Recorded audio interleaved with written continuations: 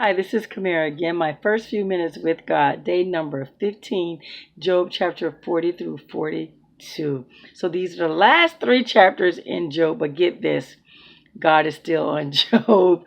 He's asked Job, do you still want to argue with me? You seem to be the big critic here. And so Job is like, I have nothing more to say. Clearly, I had no idea what I was saying. And he's like, there's no way I can find answers to these questions. I've already spoken way too much. So then God continues and he says, I have questions and you must answer them. He says, will you discredit me, my justice, and condemn me just to prove that you are right? And he continues to challenge Job. He brings up these beasts, Behemoth and the Leviathan. These supposed to be beasts that he created, great beasts. I've never seen either one of them. I don't know if anyone has. He brings up their characteristics, their power, their strength, their gifts, their talents. He just brings up so much. The Leviathan, he spends a lot of time talking about how fearless it is and how it is the king of beasts. There's no beast equal to it on the earth. Isn't that something?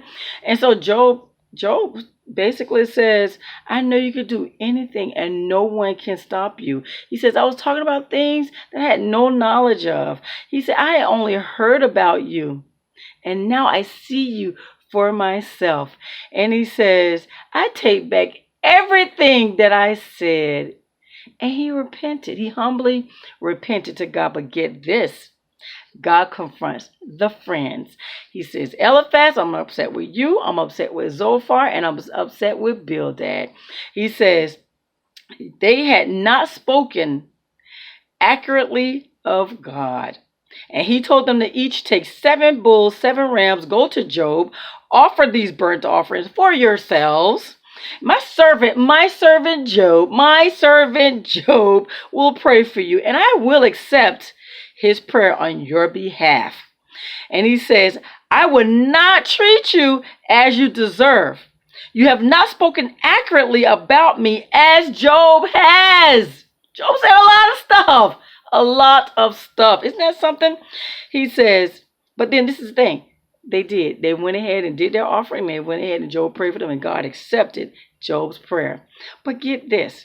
There was this feast held. His friends, his family, his brothers, his sisters, his former friends, they all came over to Job's and had a great time. They brought money, gifts of money, of gold rings, and they presented that to Job. God restored Job's fortune. In fact, God blessed him twice as much. And the scripture says that he's more blessed in the second part of his life than he was in the first part. Isn't that something? So if Job had like 500 donkeys, Job had 1,000 donkeys now. So everything was doubly replaced. Isn't that something?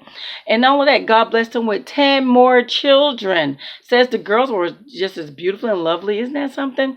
And so get this. Job lived 140 years, even more after that situation. Isn't that something? It says that he lived all the way to see his 4th generation of grandchildren. Isn't that something? That's beautiful. Guys, we need to learn. Sometimes you just go through stuff. And you just have to trust God. And you have to stand firm in your integrity. Trust God. Trust Him regardless of what happens. Always examine yourself. See where you are. Make sure you're always still connected to God. God sees this. He heard it and saw everything that happened. But I cannot forget what Elihu had said. Remember, God didn't point out Elihu. But remember what Elihu said. He said, you're going through this, Job, to prevent you from turning on God. Isn't that something? Keeping him humble. But anyway, guys, this story here, there's a lot to be said here. There you have it, guys. Day number 15, Job chapter 40 through 42. You have a God-filled blessed day.